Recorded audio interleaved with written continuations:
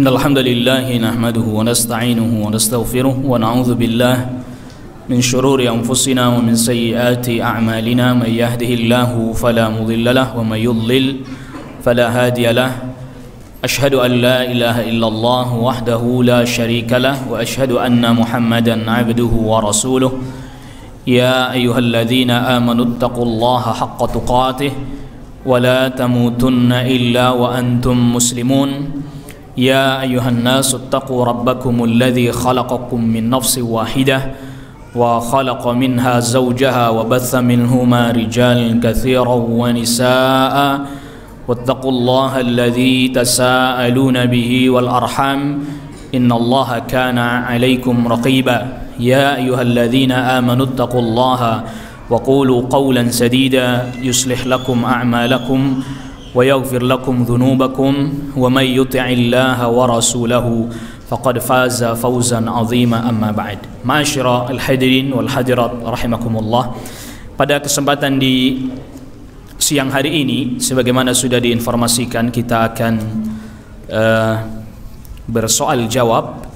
Dan sebelum kita masuk pada pertanyaan-pertanyaan yang telah datang, yang telah masuk, sama-sama kita mengamalkan salah satu doa yang diajarkan oleh Rasulullah sallallahu alaihi wasallam kepada sahabat Ali ibn Abi Thalib radhiyallahu an, di mana Rasulullah sallallahu alaihi wasallam mengajarkan kepada sahabat Ali bin Abi Thalib radhiyallahu an doa Allahumma hdini wasaddidni, Allahumma hdini wasaddidni. Ini hadis diriwayatkan Imam Muslim. Apa maksudnya doa ini? Ya Allah, berikanlah hidayah kepadaku, hidayah berupa petunjuk pada kebenaran, petunjuk kepada kebaikan, wasaddidni, dan berikan kepada aku kemampuan untuk tepat melaksanakan kebenaran itu. Karena terkadang kita telah mengetahui kebenaran, tapi mengamalkannya seringkali nggak tepat. Kita tahu tujuan kita kemana, misalnya kita tahu tujuan kita mau ke satu tempat, kita tahu jalannya, yang mudah ke situ kita tahu, yang cepat menuju tempat tersebut kita tahu, tapi seringkali di tengah perjalanan tiba-tiba kita belok ke sini dulu betul enggak? Pernah kita merasakan begitu enggak? Kita tahu nih bahwa jalan cepat menuju ke tempat itu adalah ini, saya sudah cek, ya, saya sudah periksa, saya sudah punya ilmu tentang itu, bahwa itu jalan yang tercepat menuju itu adalah lewat sini.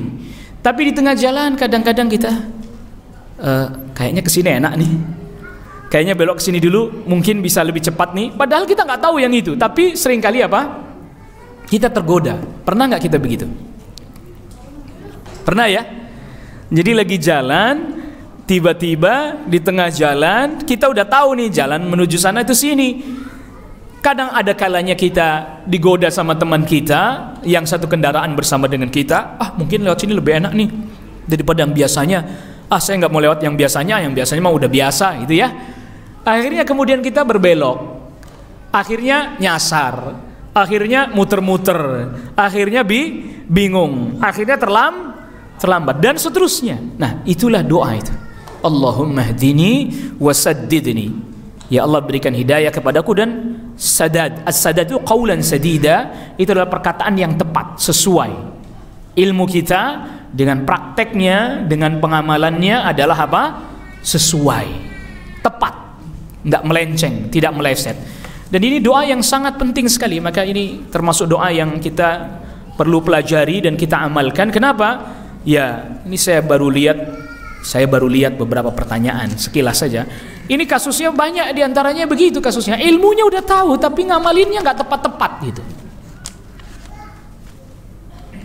Ada kalanya ilmunya belum tahu, yang ngamalinnya gimana mau tepat? Atau tahu sebagian tapi belum tahu yang lain. Tahu sebagian belum tahu yang lain. Tahu satu sisi belum tahu yang lain, sehingga nggak tepat dalam mengamalkannya. Tahu tapi pengamalannya belum tepat. Karena kita ada hawa nafsu, betul nggak? Udah tahu nih jalannya ini, kita jalan di tengah jalan, kita seringkali terbawa hawa nafsu, belok ke kanan, belok ke kiri, betul? Betul. Ada juga syaitan. Syaitan mempengaruhi kita, hawa nafsu kita, sehingga lagi jalan asik lurus, tiba-tiba belok kanan dulu. Apa bedanya sih lurus sama belok kanan dikit? Bentar. Kali-kali aja dengan belok kanan lebih cepat. Kali-kali aja dengan belok kanan Anda mendapatkan sesuatu yang belum biasanya Anda dapati. Tergoda juga kita akhirnya belok kanan.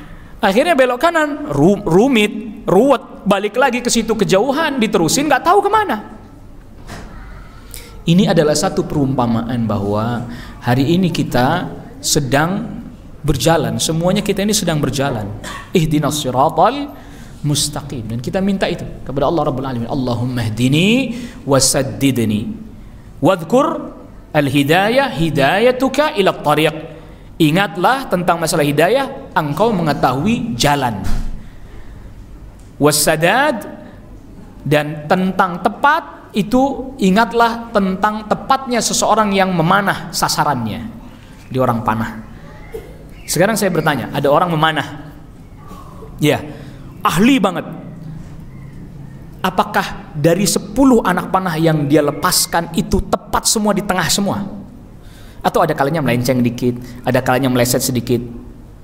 Ada yang tepat. Nah, orang yang sadid, qaulan sadida, perkataan yang tepat, perbuatan yang tepat, itu dari 100 anak panah, 3 melenceng, 7 tepat, bagus banget deh itu.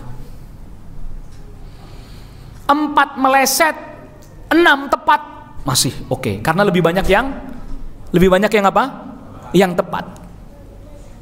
Nah, biasanya yang kayak begini melesetnya juga nggak jauh-jauh gitu ya. Lingkaran yang pertama tepat. Paling melesetnya di bawahnya sedikit, di atasnya dikit, di kanannya dikit, di kirinya sedikit. Tapi kalau yang nggak bisa ya melencengnya jauh kemana? Sasaran di sini yang kena pohon tetangga. Ilmunya di mana, prakteknya kemana? Ya itu tuh. Tidak sadid, tidak sadad. Dia tahu hidayah tapi tidak sadad. Ini penting, ini sebagai bekal buat kita semuanya. Ya yang penuntut ilmu, ya suami, ya istri, ya anak, ya pegawai, ya pekerja, itu butuh sadad, tepat. Dan berlatih untuk tepat itu mudah apa enggak? Susah apa enggak? Susah berlatih untuk tepat. Ilmunya tahu tapi tepat belum tentu. Ya tadi, orang yang sudah ahli, 10 anak panah dia lepaskan, tepat 7, 3 meleset, bagus banget tuh. Tepat 6, 4 meleset, bagus, masih bagus tuh. 5 tepat, 5 meleset, masih 50-50 masih. Iya. Sedangkan di akhir zaman, orang di akhir zaman, para ulama, termasuk diantaranya dijelaskan oleh Al-Imam Abu Hamid Muhammad bin Muhammad Al-Ghazali, 10% aja Anda bisa mengamalkan ilmu Anda, bagus banget sudah. Masya Allah. Jadi 10 dari 10 anak panah Anda tepat 1, tepat di tengah, udah bagus banget. Sisanya mendekati. Sisanya apa? Mendekati, nggak melenceng-melenceng jauh banget. Sisanya mendekati, sedikit di atas, sedikit di bawahnya, sedikit di kanannya, sedikit di kirinya. Allahu Akbar. Nah, maka oleh karena itu kita jelas butuh pertolongan dari Allah agar kita sampai kepada as-sadad. Bukan hanya sekedar tahu, bukan hanya tepat, tapi juga butuh selanjutnya adalah istiqamah. Allahumma anta rabbuna warzuqnal istiqamah. Naam, wallahu alam. Kita mulai menjawab beberapa pertanyaan.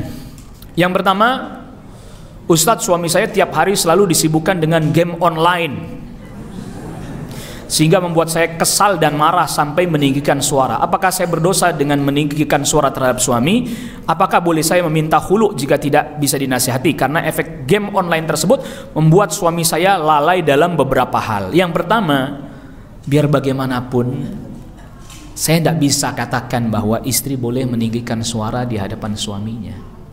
Biar bagaimanapun, ya salah Ustaz, mainnya game online terus, ya. Iya kan itu.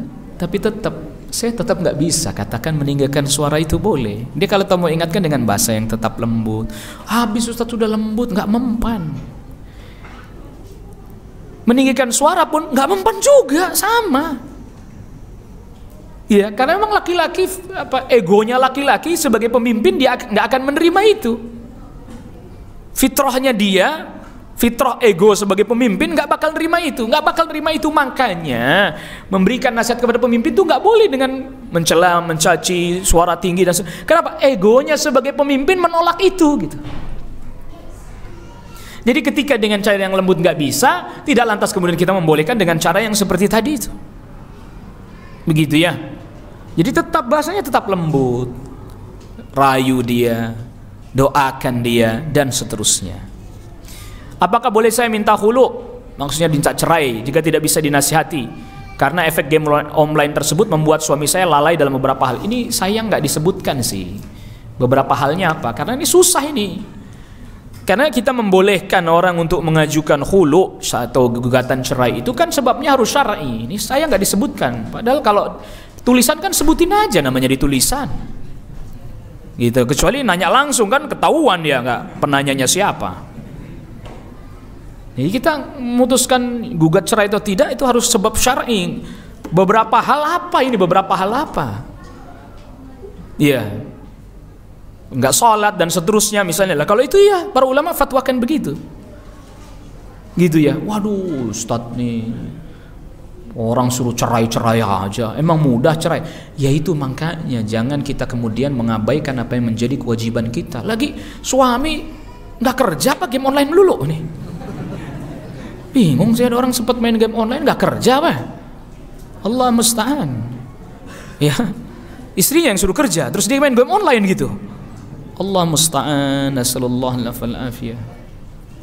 Ya, sibukkan dengan yang manfaat, maka kita terlalaikan dari yang nggak manfaat. Makanya asal kita ada waktu luang dipakai buat yang nggak kosong begitu aja, ya ini akhirnya tergoda untuk. Apalagi kalau udah punya komunitas nih, makin berat ini. Lagi nggak main di tag sama temennya nih. Tring, tring, tring. Anda diundang main game online. La ilaha illallah. Astagfirullahaladzim. Ustadz tahu aja gitu deh. Saya punya ponakan tuh main game online sampai di pojok gitu. Apa kan kau sama main? Nih dia berhenti. Takut kan diomelin berhenti. Bunyi itu tring tring tring tring. Diundang dia. Oh, gitu jadi tahu itu. Sekarang bisa ngundang main game online ya. La ilaha illallah. Kita kasih tahu dia tinggalin HP-nya, ditinggalin sama dia. Kita pergi bunyi tret. Pindah tempat dia, mojok lagi dia. Tanggung nih katanya, Om tanggung katanya. Lagi menang nih. Masya Allah. Assalamualaikum. Dirusak kita ini, dirusak sama begini. Antum tahu orang kafir aja, apalagi orang Yahudi, sama penggunaan HP aja hati-hati mereka. Kenapa hati-hati? Mereka tahu ini melalaikan. Iya, melalaikan. Kita malah yang asik main. Iya, begitu mau jaya, apanya yang mau jaya? Gitu mau menang kaum muslimin, gitu mau jihad. Masya Allah, ini orang sibuknya main game online kok mau jihad. Ustadz, suami saya kalau bicara ketus sekali, saya jadi males menanggapi setiap dia bicara. Kepada saya dia ketus, tapi kepada teman-teman bicaranya pelan atau lembut.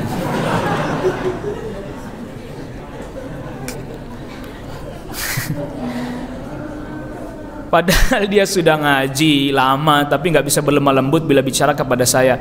Saya jadi sering meninggikan suara karena ia ketus. Salahkah saya? Masya Allah, Masya Allah. Tadi yang kita bilang ya, kita tuh kadang tahu ilmunya tapi ngamalinnya yang belum tepat.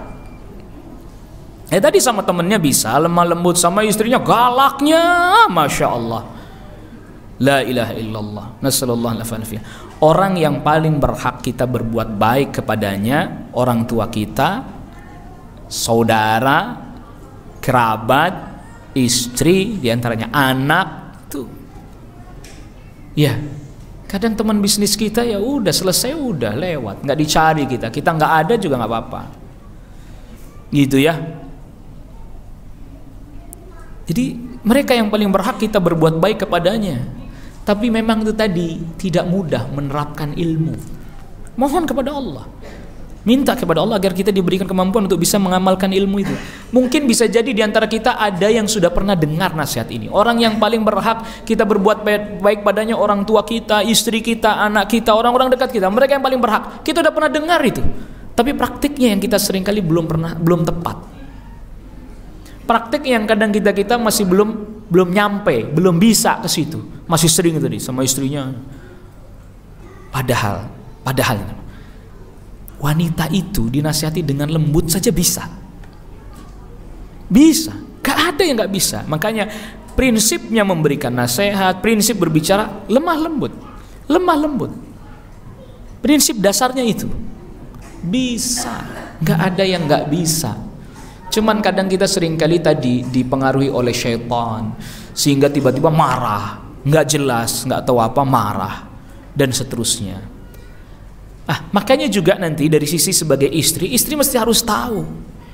Ini suami saya ini nggak suka kalau saya apa, kalau saya bagaimana dan seterusnya. Berusahalah dia bisa melakukan yang disukai oleh suaminya, sehingga dengan seperti itu suaminya pun jadi berusaha juga untuk berlemah lembut kepadanya. Dua-duanya ini, dua-duanya bukan salah satunya saja. Ya. Ustadz, bagaimana menghilangkan was-was, terutama ini ta'aruf saya yang kedua kalinya karena masih trauma dulu gagal ta'aruf. Apa ukuran menikah itu sudah wajib ain atau kebutuhan? Hari ini fardu ain dan iya kebutuhan juga, jelas itu. Hari ini nggak bisa enggak. Masya Allah berat hari ini nggak nikah. Dan soal masalah trauma nggak usah trauma, begitulah kehidupan, datang dan pergi. Silih berganti, biasa, itulah kehidupan. Ya, yang lalu biarlah berlalu, yang datang yang baru terima kalau memang cocok dan seterusnya. Dan ini salah satu sebab juga syaitan berusaha menghalangi kita dari kebaikan. Kita dibikin was-was tadi ini. Ntar jangan-jangan ini kayak yang kemarin nih, gagal dan seterusnya. Jangan-jangan ini kayak yang lalu. Akhirnya kita lama-kelamaan menunda pernikahan. Sehingga datanglah keburukan-keburukan. Ya. Apa yang kita khawatirkan terkadang nggak terjadi kok. Apa yang kita was-waskan terkadang itu hanya kekhawatiran-kekhawatiran semata. Yang belum tentu ada, belum tentu terbukti juga. Gitu. Jadi gimana? Lanjut ta'aruf. Ya. Prioritaskan begini. Soal akhlaknya, soal agamanya itu prioritas. Soal akhlaknya, soal agamanya itu apa? Prioritas. Dan itu biasanya kalau untuk itu wali yang untuk anak perempuannya, wali memprioritaskan itu, akhlak dan agamanya wali. Soal tampan, soal penghasilan dan seterusnya itu anaknya yang punya suka. Tapi prioritas untuk agama dan akhlaknya walinya. Tapi untuk tampannya dan seterusnya biarin anaknya suka apa enggak. Ini insya Allah pemuda ini akhlaknya bagus, nah insya Allah gitu. Jadi ya agamanya bagus insya Allah.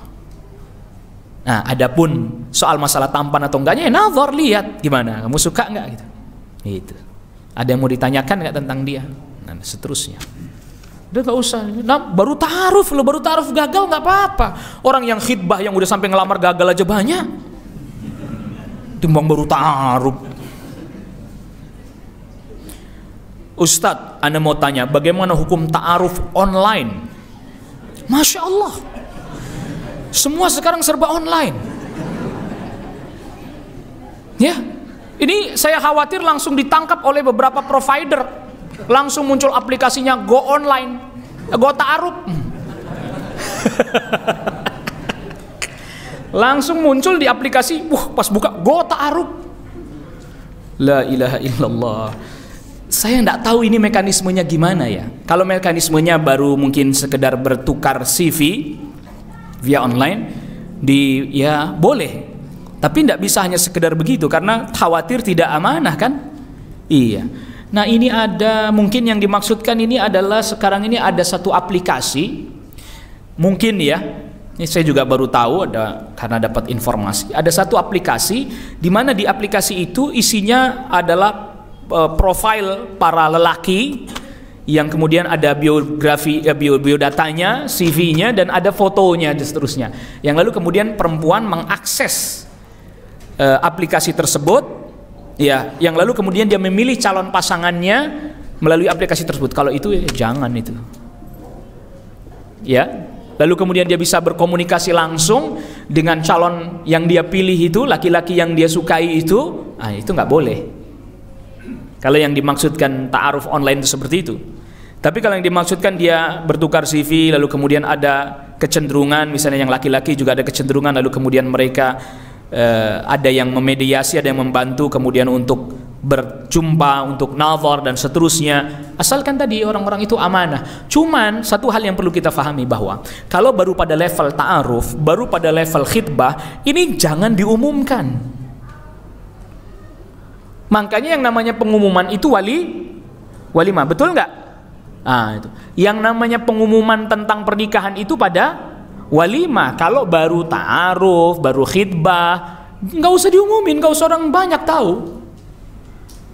Ini kadang kita itu baru ta'aruf orang sekampung diajak, baru ngelamar, baru khitbah, orang 5 mobil dibawa, giliran gagal nangis Bombay. Allah musta'an. Nasallallahu alaihi. Giliran gagal, waduh trauma. Ya iya, semua orang udah tahu. Makanya yang namanya mengumumkan pernikahan itu apa? Walimah kan? Walimah. Mengumumkan pernikahan itu walimah. Itu. Bagaimana mengetahui seseorang itu jawaban dari istikharah kita, dan bagaimana kita meyakini bahwa dia adalah jodoh pilihan Allah, dan apakah ketika kita mencintai seorang akhwat tentu ada keinginan untuk menikahnya, lalu keimanan kita meningkat, itu diperbolehkan dalam Islam? Apakah ketika kita mencintai seorang akhwat tentu ada keinginan untuk menikahnya, lalu keimanan kita meningkat, itu diperbolehkan oleh Islam?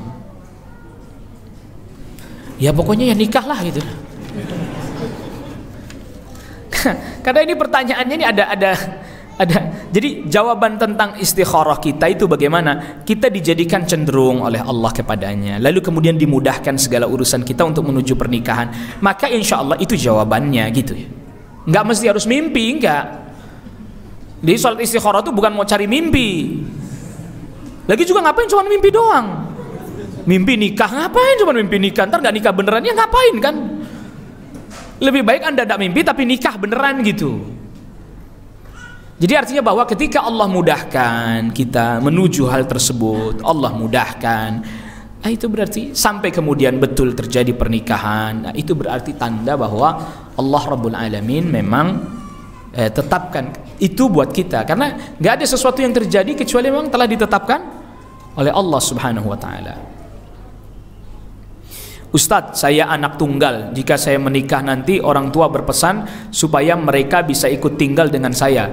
Bagaimana jika nanti calon suami tidak menyetujuinya? Apakah saya harus mencari calon yang mau tinggal dengan orang tua saya? Ini yang nanya berarti akhwat. Siap-siap ikhwan yang siap tinggal sama mertua. Ini akhwat ini anak tunggal loh. Siap-siap Anda tinggal sama mertua. Perlu kita ketahui, ini anak kasih bocoran ke antum yang ikhwan. Kalau laki-laki biasanya mudah beradaptasi dengan mertua. Kenapa? Karena laki-laki memang jiwanya petualang. Artinya dia mudah berinteraksi, mudah beradaptasi. Jarang terjadi masalah. Bukan tidak ada masalah sama sekali, jarang terjadi dan cenderung mudah. Ditambah lagi kaum laki-laki itu tidak terlampau baperan. Mertuanya begini, dia ngerasa nggak enak, udahlah besok juga nanti baik lagi gitu. Tapi kalau sebaliknya itu yang berat. Kalau sebaliknya itu yang berat, di mana istri tinggal serumah dengan mertuanya, apalagi mertuanya, ibu mertuanya, itu. Karena wanita ini makhluk yang baperan. Yang satu baper, yang satunya juga baper. Udah deh. Iya. Itu makanya kemudian kalau perempuan, istri sebaiknya tinggal berpisah dari ibu mertuanya atau ibu dari suaminya, karena perempuan ketemu perempuan sering kali terjadi permasalahan. Tapi kalau laki-laki, menantu laki-laki dengan ibu mertua, itu malah kadang bahkan banyak terjadi. Kalau yang ini jarang, kalau yang ini kasusnya jarang, kalau yang tadi perempuan sama perempuan. Tapi menantu laki-laki dengan ibu mertua, tidak sedikit dia bisa lebih dekat ngelebihin anaknya sendiri. Gitu. Jadi kalau bapaknya di sini, bagaimana jika nanti calon suami saya tidak menyetujui? Apakah saya harus mencari calon yang mau tinggal dengan orang tua saya? Ya, cari yang begitu. Nah, para ikhwan yang dengar, siap-siap antum. Iya, loh, nggak apa-apa, nggak apa-apa. Ingat, kalau laki-laki itu, Anda laki-laki, wah nggak enak lah, masa sama ibu mertua. Ingat bahwa laki-laki itu mudah beradaptasi. Dia nggak terlampau banyak terbawa perasaannya, karena memang laki-laki itu lebih memberatkan pertimbangan nalar, rasionya, logikanya, begitu. Jadi cenderung lebih bisa beradaptasi. Bukan tidak ada masalah ya, bukan tidak ada masalah. Nah ini makanya bagi para ikhwan yang mau menikahi para akhwat yang anak tunggal, siap-siap aja tinggal sama mertua, atau setidaknya tinggal dekat banget dengan mertua. Jangankan anak satu-satunya, kadang anaknya ada 2, ada 3, dia pengennya anaknya tinggal di sekitar dia. Kalau lah beda rumah tapi tidak jauh, begitu. Ditambah lagi pola hidupnya sebagian orang Indonesia yang tidak mau anaknya jauh dengan dia. Dia pengennya anaknya di sekitar dirinya, walaupun tidak satu rumah, ada di sebelahnya, tidak jauh lah. Kalau toh keluar tinggal jalan kaki sampai, begitu. Jangan jauh-jauh lah. Makanya sebagian orang tua nikah sama orang mana kamu? Orang seberang, pah, mah, jauh jangan, susah. Sini aja, deket-deket sini aja. Maksud saya seberang kali situ, Pak. Oh, boleh. Kalau cuma seberang kali situ naik getek saja boleh lah. Kalau seberang kali depan itu boleh lah, tinggal nyebrang aja boleh. Begitu ya. Kadang ada kondisi-kondisi yang seperti itu yang kita juga harus berusaha memahami hal itu selama tidak bertentangan dengan syariat. Ya, jadi para ikhwan siap-siap tinggal dengan mertua kalau nikahin anak satu-satunya. Assalamualaikum warahmatullahi wabarakatuh. Waalaikumsalam warahmatullahi wabarakatuh. Pertanyaan saya, jika suami pernah selingkuh karena tidak diizinkan poligami, bagaimana itu? Kenapa nggak diizinin sih?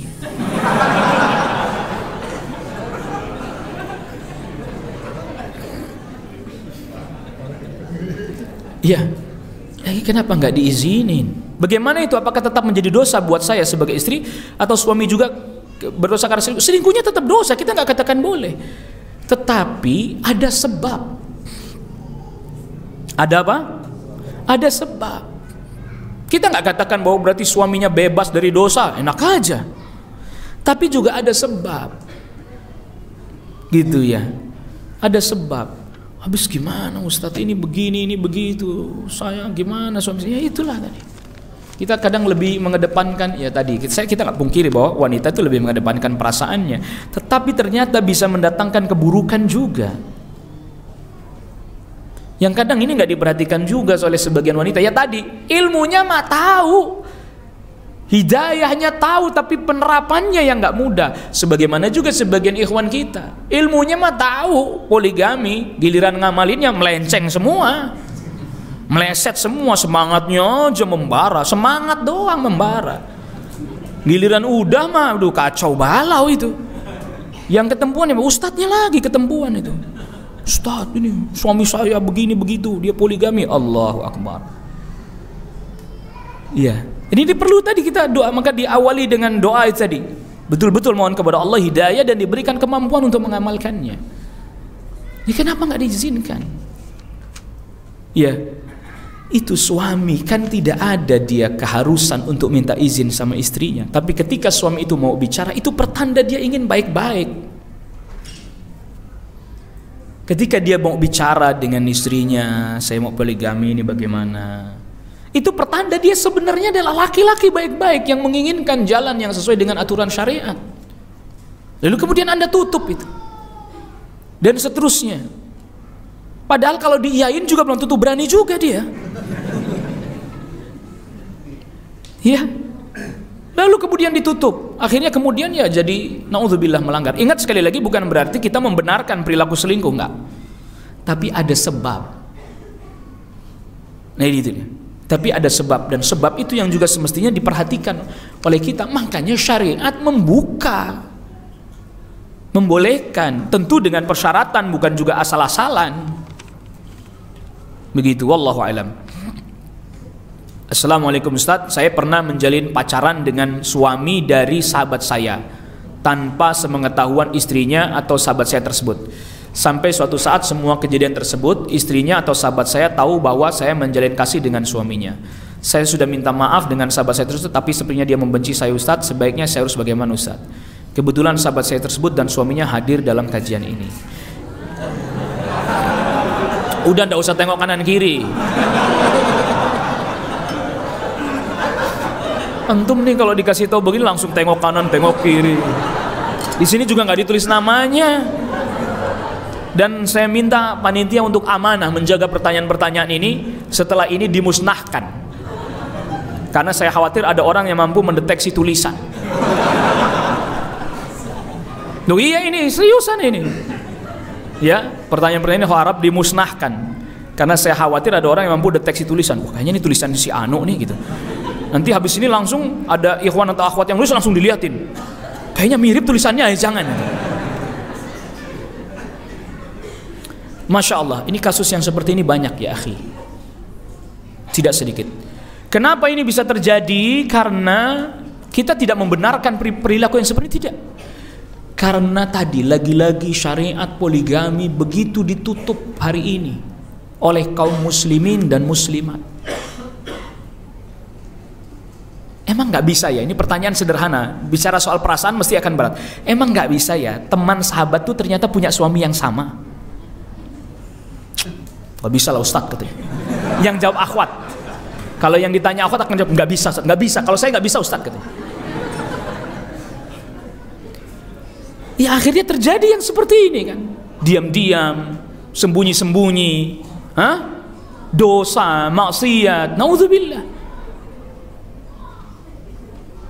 Dan satu hal, para istri, kalau suami Anda tuh sudah mulai nyebut-nyebut wanita berulang-ulang, itu pertanda dia ada perhatian. Iya benar, kalau dia udah mulai nyebut-nyebut ini gitu, nyebut-nyebut itu gitu misalnya. Ini si misalnya sahabat Anda gitu, kabarnya gimana ya? Anda mesti harus bisa tangkap gitu. Apa maksudnya nih?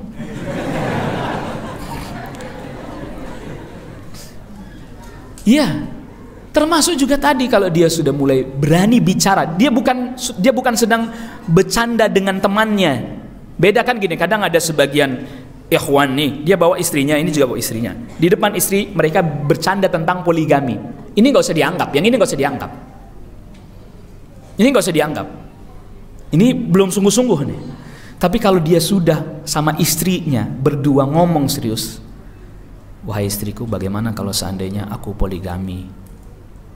Ya aja bicara dengan baik. Ada kebutuhan apa kiranya? Ada sebab apa? Suami akan cerita.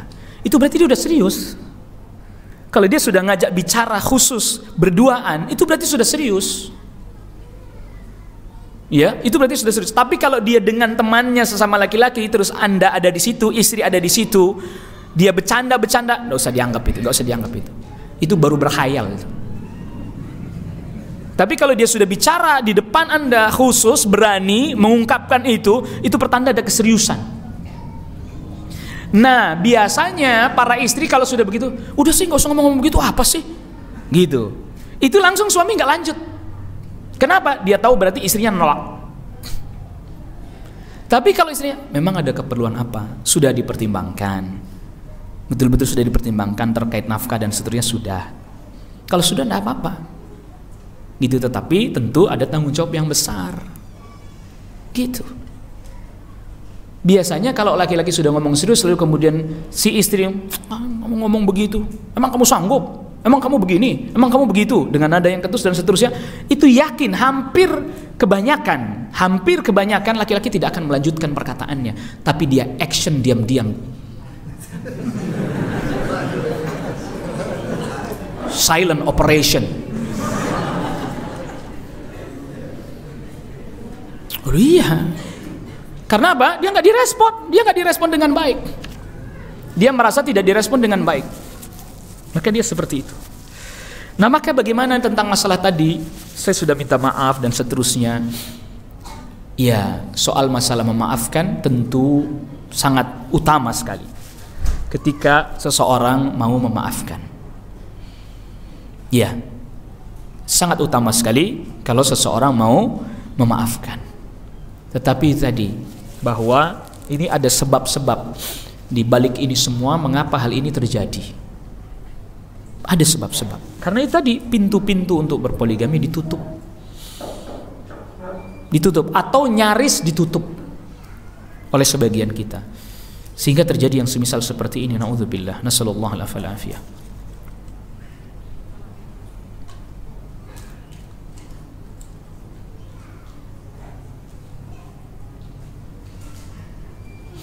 Assalamualaikum warahmatullahi wabarakatuh. Waalaikumsalam warahmatullahi wabarakatuh. Ustaz, saya mau bertanya bagaimana menyikapi suami yang tidak paham agama, bahkan tidak pernah sholat.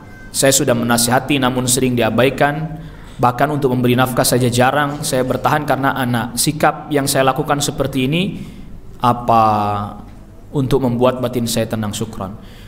Ya, kalau pertanyaannya saya tetap bertahan, ya itu berarti pilihan Anda.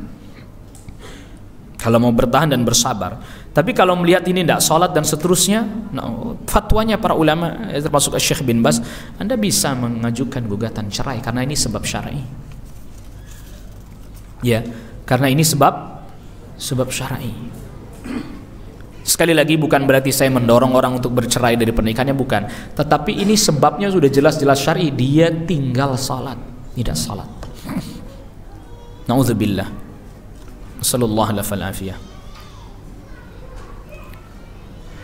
Apabila seorang suami sudah mentalak istrinya tapi tidak juga mengurus persidangannya, bahkan sampai masa iddah tersebut sudah habis, bagaimana hukumnya? Apa yang harus dilakukan oleh istri tersebut mengingat suami tersebut sudah menikah lagi? Astagfirullah. Kok dia bisa nikah lagi? Ya, kan biasanya kalau nikah lagi dia ada memberitahukan informasi apakah sudah cerai, apakah wafat dan seterusnya. Ini nggak boleh, ini gantung, ini namanya ini. Nggak boleh ini menggantung wanita seperti ini, nggak boleh. Walaupun secara syar'i dia sudah ditolak, diurus surat-suratnya agar dia kalau mau menikah lagi bisa menikah lagi. Nggak boleh ini kayak gini ini. Laki-laki nggak boleh kayak gini. Anda menikahi dengan baik-baik, ceraikan juga dengan baik-baik, urus suratnya. Proses agar dia kalau mau menikah lagi biar bisa nikah lagi dengan yang lain secara agama dan juga secara peraturan pemerintah. Jangan persulit kayak begini, kasihan. Ya. Dan apabila si istri tersebut menggugat cerai suaminya di pengadilan, apakah dia tetap mendapatkan haknya berupa uang iddah dan mut'ah? Ya, mut'ah itu pemberiannya. Nanti di pengadilan yang menentukan. Ya, nanti pengadilan yang menentukan, nanti hakim yang menentukan. Bolehkah si istri menikah lagi sebelum urusan sidang sipilnya selesai? Boleh, asal masa iddahnya sudah selesai. Secara syar'i boleh. Masa iddah sudah selesai, secara syar'i dia boleh menikah lagi. Cuman jadi sulit dia karena untuk memproses surat-suratnya dia harus ada melampirkan bukti surat cerai. Begitu. Kalau secara syar'i boleh, wallahu a'lam. Nah, ini banyak yang terjadi seperti ini. Ya. Banyak terjadi seperti ini. Jadi bantu dia untuk, kalau memang kita sudah tidak sanggup mendidiknya, ceraikan baik-baik, proses surat cerainya agar dia bisa dinikahi oleh laki-laki lain yang bisa mendidik dia, gitu. Dan Anda terhitung mendapatkan pahala karena membantu urusan dia. Gitu ya.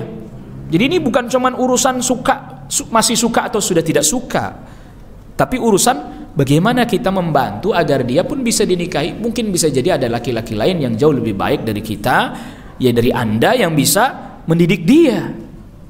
Jangan ditutup peluangnya, jangan dipersulit. Ustadz, mohon nasihatnya, saya harus bagaimana? Saya menikah 18 tahun, 3 tahun awal menikah, suami saya menyuruh saya KB tapi sangat jarang menafkahi batin. Dan setelah 16 tahun terakhir ini tidak lagi menafkahi batin saya dan tidak mau tinggal bersama. Kalau saya bercerai, apakah saya boleh langsung menikah? Tolong penjelasan Ustadz. Dan sampai 19 tahun menikah, belum punya keturunan, dan suami saya selalu selingkuh bahkan berzina dengan banyak wanita. Apa yang harus saya lakukan Ustadz? Nauzubillah, nasallallahu alaihi afiyah. Pertama, bersabarlah kita ketika kita belum kunjung diberikan keturunan. Yang kedua, kalau memang mau menikah lagi, bicarakan baik-baik dengan istri pertamanya, gitu. Dan istri yang pertama, kalau memang ternyata Allah Subhanahu wa taala belum memberikan rizki berupa keturunan, ya izinkan suaminya untuk menikah lagi, dengan diingatkan bahwa Anda tetap mempunyai kewajiban untuk menunaikan kewajiban terhadap istri, baik yang pertama ataupun yang kedua.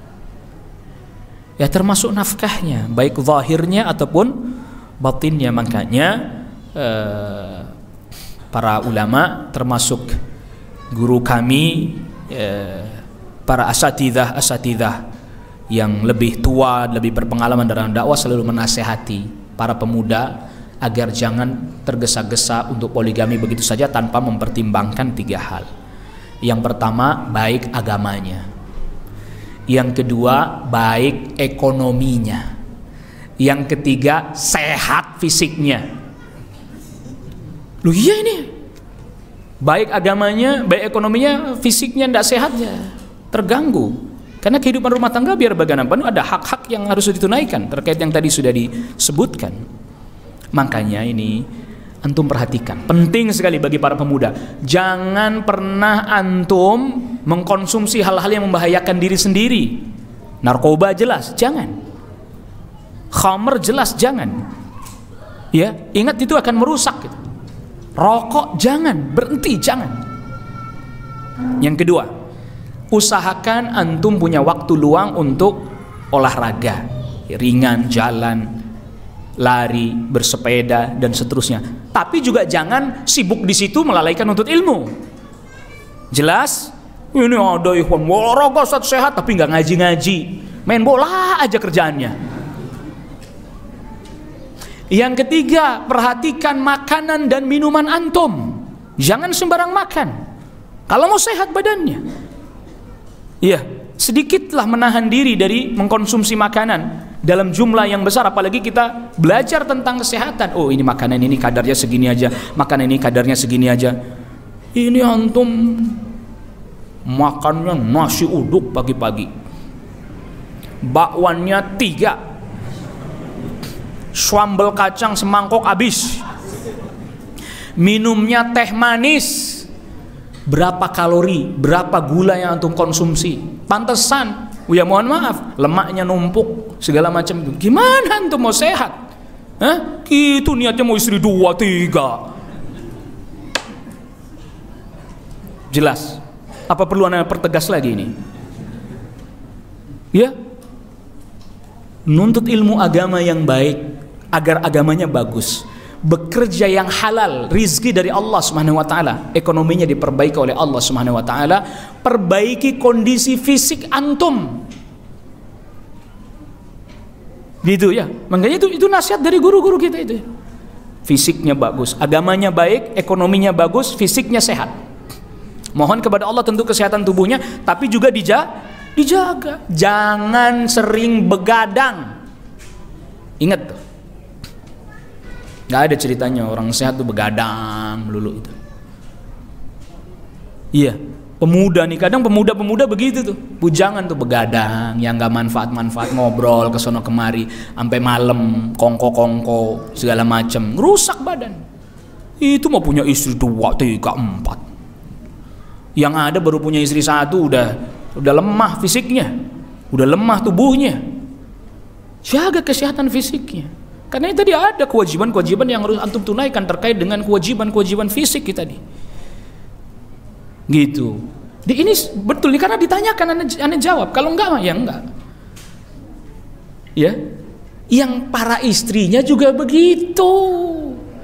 Pengen punya suami yang dalam tanda kutip bisa memenuhi hajatnya, kebutuhan nafkah batinnya, makannya diperhatikan, kasih tahu nih makanan yang sehat itu ini, masakin masakan yang sehat, ya kan? Ini dibeliin di luar melulu pesanan suaminya, makannya mie instan melulu suaminya, gimana mau sehat perkasa suaminya? Kasih makannya mie instan telur, mie instan telur.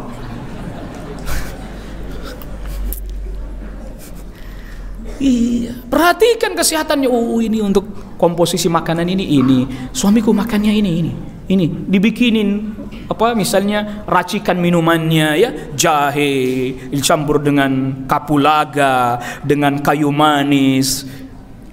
Perhatikan istri juga harus punya ilmu tentang itu toh. Iya enggak? Iya. Ini minuman ini bagus nih untuk kesehatan suami saya. Jadi kalau dia pulang capek, dia minum, istirahat, kembali lagi pulih, besok bisa aktivitas. Segar dia, bugar, capeknya hilang, lelahnya hilang. Masya Allah.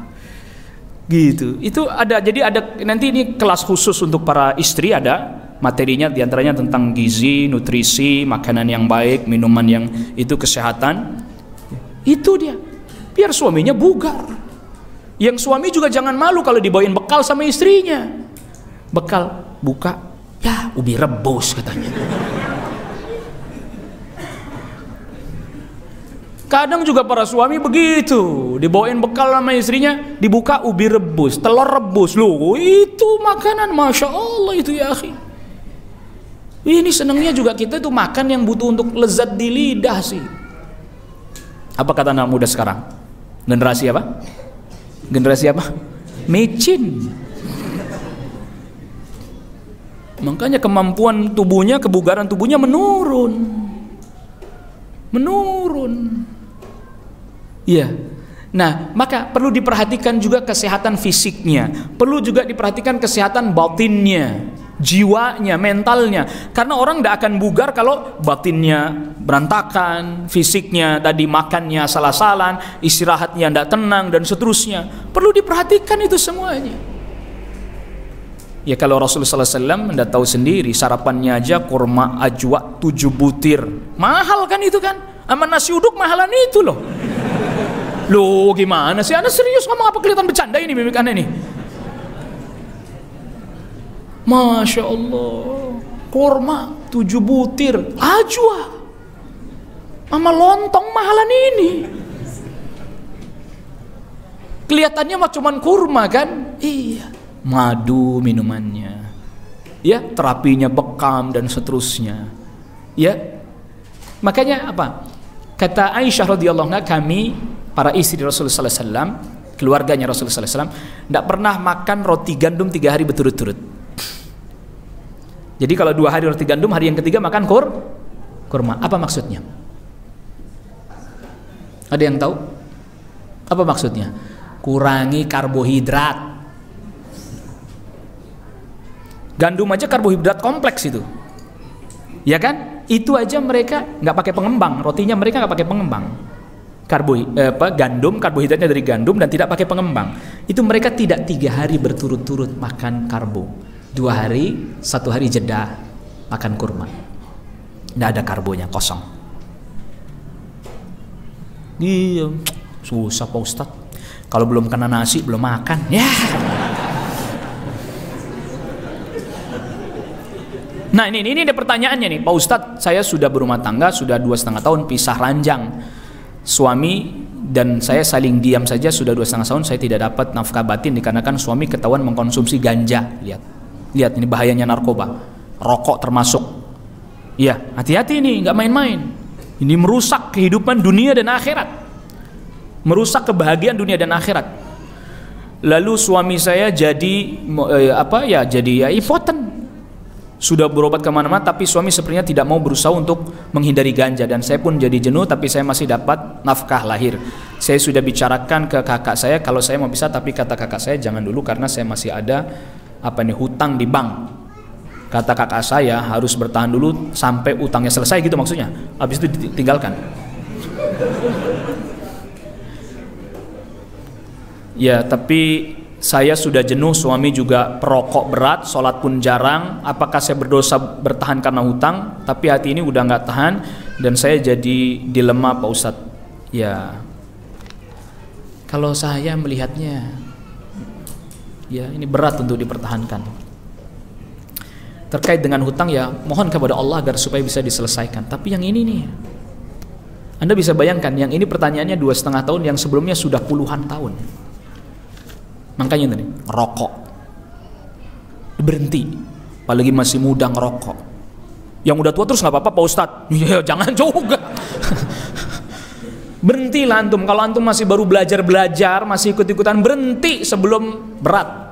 Termasuk mengkonsumsi hal-hal yang nggak manfaat. Termasuk, mohon maaf, bukan berarti makanan yang terlampau banyak pengawet. Kurangi ya akhi, kurangi ya akhi. Gitu kalau nanya pengen istri 4. Kurangi makanan berpengawet segala macam tuh.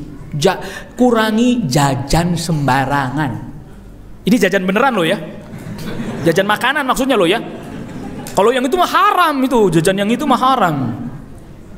Kurangi ya, kurangi. Makanya ini alhamdulillah, coba antum perhatikan di televisi yang kita sering tonton, yang itu dakwah sunnah, kan ada tuh siaran tentang herbal, sensei kan, Abu Muhammad kan, itu antum perhatikan itu terkait kesehatan tubuh, perhatiin itu ya akhi, pelajari, termasuk juga para akhwat, para istri, pelajari itu. Nih suami saya kasih makanan yang ini nih, saya kasih ramuan yang ini nih, gitu ya akhi.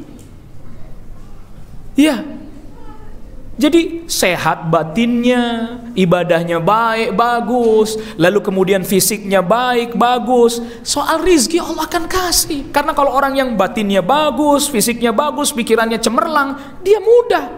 Ide-ide cemerlang untuk usaha, bisnis, ya, membuka peluang-peluang dan pintu-pintu rizki dengan usaha yang halal, kebuka. Ini udah fisiknya sakit, batinnya rusak, sholat nggak pernah, gimana?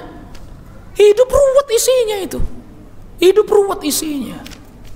Masya Allah, lihat Islam mengajarkan kepada kita, batinnya bagus, fisiknya baik, bagus. Insya Allah, Allah berikan kelapangan, kemudahan, orang berpikirnya lancar, terbuka. Coba bisnis ini, buka peluang ini. Tapi kalau untuk mudah berantakan semuanya. Nauzubillah, nasallallahu alaihi. Agama mengajarkan kita ini.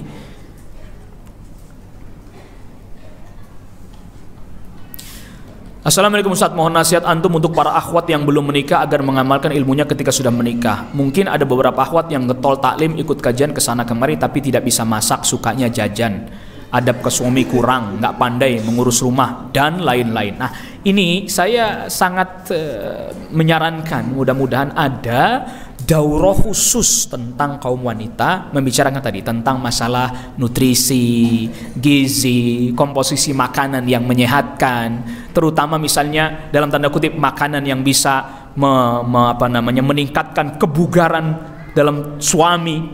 Perlu itu, perlu belajar itu, karena antum tahu, biar bagaimanapun suami yang tahu sadar akan kepentingan hal itu dan dia tahu istrinya yang bisa masak, dia nggak akan sembarangan beli makanan di luar. Bahkan dia akan senang kalau dibawakan bekal sama istrinya. Dan itu bagian dari kebahagiaan tersendiri. Ya tadi jangan jadi suami yang juga malu. Kadang malu tuh bawa bekal, malu. Soalnya teman kantornya suka ini ngebully. Ya kayak anak TK katanya. Masih bawa bekal aja katanya. Ya antum harus bangga ketika begitu. Ya alhamdulillah istri saya perhatian banget sama saya. Begitu. Ntar juga paling dia diem, dep gitu. Maksudnya istri saya nggak perhatian gitu? Ya. Gitu. Enggak, saya nggak ngomong begitu kok, situ aja yang perasaan. Ya perlu ada daurah-daurah kayak begitu, perlu. Ini saya sarankan, mudah-mudahan panitianya. Itu pertama. Yang kedua, perlu ada daurah terkait dengan manajemen rumah tangga. Manajemen rumah tangga itu begini ya, suami itu pimpinan tertinggi, direktur utama, istri itu general manager, general affair, gitu. Fungsi konsep itu ada pada suami. Komunikasikan dengan suami, mau kemana nih arah rumah tangga kita? Ya, Bahtera rumah tangga kita mau diarahkan kemana? Tujuannya mau kemana? Mau berlabuh di mana kita? Nanti yang membantu mengatur taktis strategis tuh. Antum udah sampai sini belum ilmunya? Pemimpin tertinggi itu konseptual. Konsep ini begini. Wahai istriku, kita ingin begini. Saya ingin anak itu begini-begini. Konsep besar. Ya. Istri yang bikin rincian-rinciannya, detail-detailnya. Apa saja, ini apa saja. Makanya peran 3 area utama para istri kalau ini ditinggalkan, selesai sudah. Dapur, sumur, kasur. Loh, antum ketawa ini serius. Anda bisa bahas kajian dapur sumur kasur 2 jam, cuman judulnya dapur sumur kasur. Ntar panitia langsung bikin Ustaz tabligh akbar judulnya dapur sumur kasur. Repot juga ini. Loh, di dapur tadi Anda bilang bagaimana gizi, bagaimana nutrisi, bagaimana herbal. Bumbu dapur tuh herbal loh ya. Kunyit, jahe, temulawak. Bukan temulawak yang lucu-lucu itu, lain lagi itu. Temu kunci. Itu semuanya itu obat. Jadi Anda makan jadi obat. Bagaimana caranya? Makanan yang kita makan, minuman yang kita minum jadi obat. Bukan makannya jorok, minum obatnya ngawur. Jelas? Ustadz, biayanya jadi besar. Bisa kok, sederhana. Ubi, tahu ubi? Tahu ubi? Masih murah apa mahal sekarang? Masih murah, alhamdulillah. Tahu kacang tanah? Tahu direbus masih mahal apa murah? Masih murah ya Allah, masih banyak ya Allah ya. Kendi, tahu kendi? Kendi tahu kendi? Masih mahal apa murah? Masih, cuman agak susah nyari yang jualan. Antum perlu air sejuk, kendi cukup. Saya sangat anjurkan satu hal lagi. Ya afwan kalau ada di antara antum yang tersinggung, dan juga bukan berarti menutup sebagian rizki dari para pedagang ya. Saya anjurkan apalagi pedagang atau apalagi pemuda, juga bukan yang pemuda, jangan banyak minum es air dingin, jangan. Banyak minum air hangat atau air biasa begini saja. Tanya sama para atlet, banyak minum air dingin menurunkan stamina. Ya serius ini, antum memikir serius juga dong. Dikasih tahu ini malam-malam buka kulkas dong. Pilek besoknya. Ya, itu pendingin itu untuk menjaga agar makanan tetap fresh dan awet. Tuh fungsi utamanya antum punya kulkas. Bukan minum air dingin ya akhi. Sesekali lah bolehlah kasih itu, tapi jangan tiap hari. Kalau antum bisa hindari sama sekali. Makanya badan antum sering pegel, sering antum bayangin. Apalagi para akhwat nih, bakso panas pedas. Bakso panas pedas, minumnya es teh manis dingin. Seger Ustaz, alhamdulillah. Haid melintir. Oh, ini bisa disurvei nih. Berapa banyak wanita yang pola makannya seperti tadi, ketika haid sakit luar biasa. Melintir kalau sakit, kalau haid. Itu penyebabnya. Makannya coklat, ice cream. Nih, mesti belajar, ada daurah khusus nih. Karena nggak mungkin jawab semuanya nih. Waktunya nggak cukup, lihat udah jam segitu pertanyaannya masih segini. Masa anak pulang masih bawa PR, kan nggak mungkin ya. Iya, ini kajian siang nih rentan-rentan emang kan itu. Itu tadi ya. Jadi khusus termasuk manajemen keuangan. Manajemen keuangan bagi para istri, karena terkadang tadi karena suami ini pemimpin tertinggi seringkali nggak mau pusing. Kebanyakan orang Indonesia nggak mau pusing dia. Pokoknya saya kasih segini, kira-kira cukup nggak? Tolong dihitungin. Jadi dia yang hitung. Keperluan sehari-hari sekian, ini sekian, listrik sekian, air sekian. Istri membantu manajerial. Makanya itu udah diisyaratkan oleh Rasulullah SAW. Wal mar'atu ra'iyatun fi baiti zawjiha. Wanita menjadi pemimpin di rumah suaminya. General affair. Pimpinan tertingginya suami, dia yang bantu manajerial, manage yang ini untuk ini, untuk ini, untuk ini, untuk ini, untuk ini. Wahai suamiku, kalau dengan penghasilan engkau yang sekian yang kau berikan kepadaku, ini kayaknya masih ada pos yang kurang, coba. Gitu diskusikan, nggak apa-apa. Nah, suami juga jangan lantas udah pokoknya cukup-cukupin, jangan begitu. Iya kan? Iya. Nah, makanya itu bukannya berarti tidak boleh ini, ya mohon maaf ya, namanya pemimpin tertinggi itu tidak mengurusi masalah-masalah teknis. Tapi kalau sesekali membantu boleh nggak? Makanya yang namanya suami itu ya mohon maaf, tugas utamanya bukan cuci piring, cuci baju, ngepel, nyetrika, bukan. Lu pemimpin tertinggi. Dia konsep yang dipikirin besar. Mau dikemana ini nanti rumah tangga saya, istri saya, anak saya mau bagaimana? Besar, mikirnya jauh, visi, misi. Gitu. Tapi nggak perlu juga debat kandidat calon suami, nggak perlu itu. Besar. Jadi pemimpin itu bukan teknis-teknis, masuk gorong-gorong, enggak. Bukan itu, bukan. Ya, tapi dia mengelola masalah yang besar gimana ini. Nah, istri yang bantu. Itu perlu dipelajari itu. Antum jangan diarahkan politik ya, jangan ya. Kita lagi ngomongin suami istri nih ya. Jadi enggak, jadi antum membantu boleh. Rasulullah SAW kalau di rumah bantu, ikut nyetri jahit pakaiannya, ngesol sepatunya, bantu. Tapi itu bukan tugas utama, tugas utamanya sebagai suami. Bagaimana nafkahnya, bagaimana nanti pendidikan anaknya ke depan. Istrinya yang bantu mengarahkan, memperhatikan, memantau. Ini anak kok begini perkembangannya ya. Nah, suami juga, oh ada apa? Nah gitu. Jangan juga kadang ada sebagian suami yang kemudian diserahkan semuanya kepada istrinya yang nggak sanggup juga dia. Udah pokoknya aku nggak mau tahu lah, nggak mau pusing. Pokoknya tuh anak urusan kamu, rumah urusan kamu. Aku nggak mau pusing. Udah pusing kau sama kerjaan. Jangan. Ya, lah menteri kan lapornya sama presidennya ya. Iyalah, Anda presidennya. Harus diarahkan. Ini ke sini, ini begini, ini begini. Ada mau problem ini. Konsepnya begini. Itu juga harus belajar manajemen rumah tangga. Mana yang konseptual, mana yang taktikal, mana yang strategikal. Tuh panjang tuh, ada daurah sendiri lagi tuh. Jika suami kurang ajar terhadap orang tua perempuan lisan dan tidak bisa menjaga pandangan maupun menjaga hati istri, apa harus bertahan?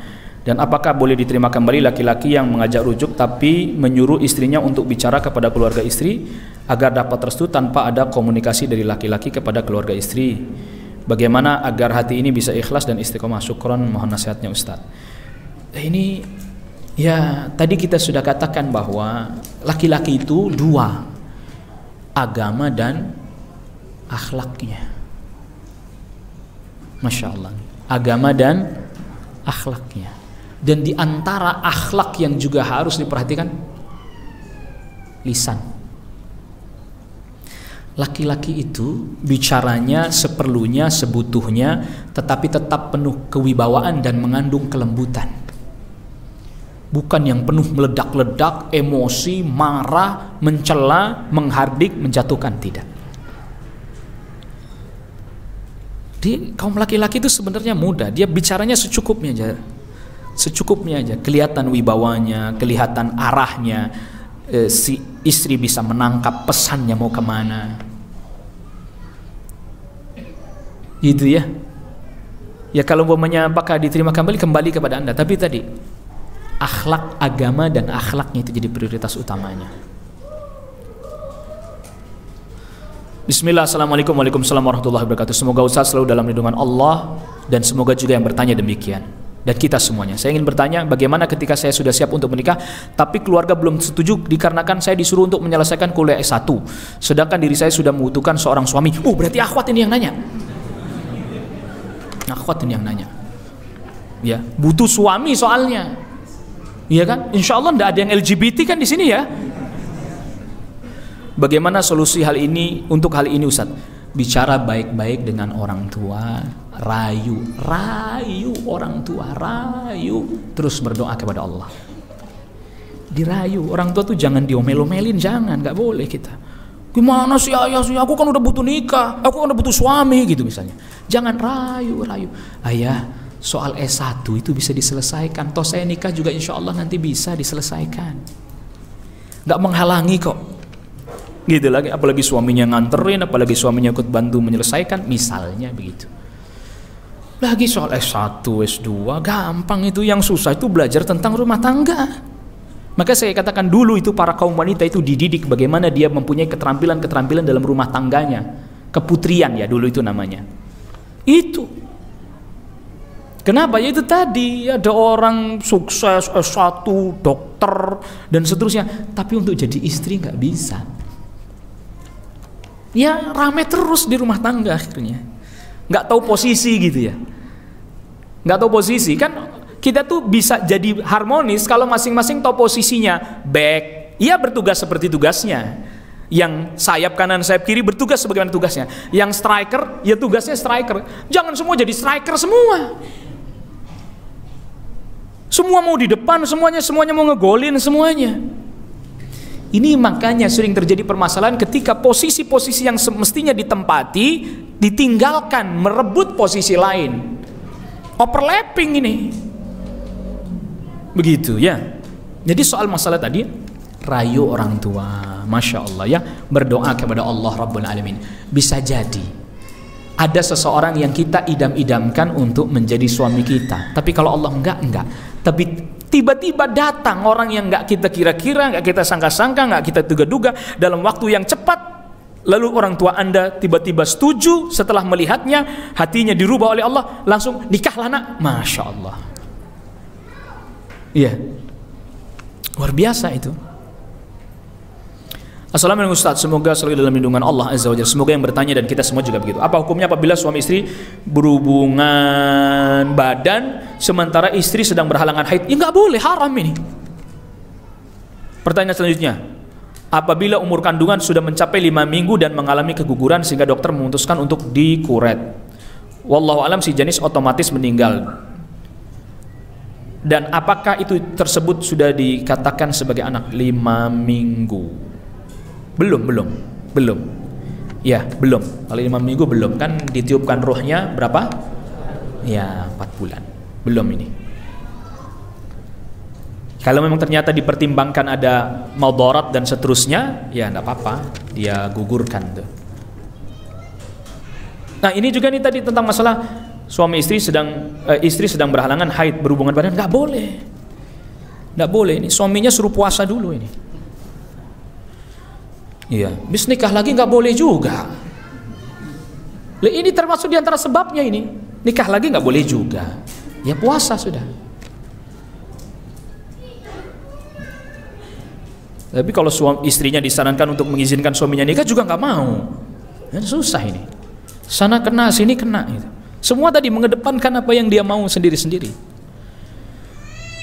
Assalamualaikum warahmatullahi wabarakatuh. Mau bertanya bagaimana cara menghadapi suami yang terlalu sibuk kerja dan belajar dengan menggunakan HP dari bangun tidur hingga mau tidur di rumah maupun di luar rumah, sehingga sedikit sekali waktu untuk keluarga. Mungkin suami sering di rumah tapi fokusnya tetap di HP-nya. Anak-anak kan butuh ayahnya bermain dan belajar, bukan cuma dari ibunya yang terkadang sudah terlalu sibuk dengan pekerjaan rumah. Dan saya pun butuh tempat curhat, tempat berbagi. Sudah pernah dibicarakan dengan suami tapi hanya bertahan beberapa hari. Bagaimana solusinya Ustadz? Masuk rumah, HP-nya matikan atau di silent. Kenapa sih kita nggak bisa begitu ya? Masuk ke rumah, HP-nya matikan atau di silent. Atau ketika sudah masuk kamar, HP-nya matikan silent. Itu sampai ada, ini cerita nyata, seorang pengusaha. Dia ya punya satu usaha dan bukan punya perusahaan.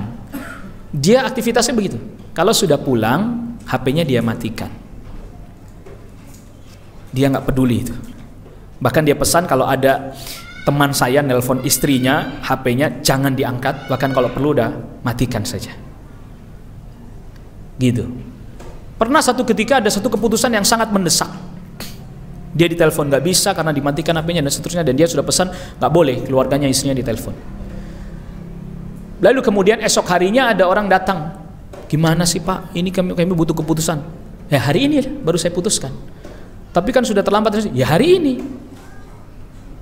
Saya nggak mau waktu saya terganggu lagi. Waktu saya sudah habis di luar untuk urusan luar. Lalu pulang, saya habis juga untuk urusan luar. Saya nggak mau, HP saya matikan. Nanti besok lagi urusannya besok. Ya, gitu. Jadi harus kita berusaha untuk itu. Ya, mau minta baik-baik. Kebahagiaan kita kadang udah habis terenggut oleh HP. Lezat dengan HP. Tapi tidak senang ketika berbincang dengan istrinya, nggak senang ketika bercengkrama dengan anaknya. Na'udzubillah. Nasallallahu alaihi. Ustadz, saya mau bertanya, jika ta'aruf apakah wajib bagi kita bertanya atau menyampaikan perkara hutang piutang, ataukah apakah hutang itu termasuk aib yang harus kita tutupi? Wallahu alam, ya enggak usah itu kan. Itu terkait dengan urusan pribadi masing-masing, urusan hutang piutang dan seterusnya. Karena nanti kalau begini nanti kita kan jadi membicarakan sesuatu yang mungkin dia tidak nyaman dan seterusnya. Wallahu alam, setahu saya tidak perlu. Penyakit perlu, kesehatan perlu. Dan sekarang ada tes kesehatan ya. Tidak tahu di Jakarta, di beberapa daerah kota-kota besar, tes kesehatan Anda diambil darahnya, sampel darahnya. Calon suami diambil sampel darahnya, calon istri diambil sampel darahnya. Di puskesmas yang ditunjuk oleh pemerintah bekerjasama dengan Kementerian Agama dalam urusan pernikahan. Di beberapa kota besar diambil sampel darahnya Anda mau nikah. Calon suami diambil sampel darahnya, calon istri diambil sampel darahnya. Lalu kemudian ada disuntik apa yang buat istri juga ada. Periksa kesehatan, mesti ditanyakan kalau soal kesehatan. Karena itu nanti tadi terkait dengan kemampuan dia menunaikan nafkah batin menurut istilah kita. Gitu ya. Kalau ada penyakit kronis yang itu membahayakan, lalu kemudian pihak keluarganya nggak setuju, ya nggak jadi nikah. Itu pernah terjadi, itu begitu. Sudah mau nikah, ternyata diketahui ada penyakit tertentu yang calon istrinya tidak mau dan keluarga calon istrinya tidak setuju. Ya akhirnya nggak jadi nikah. Boleh itu seperti itu ya.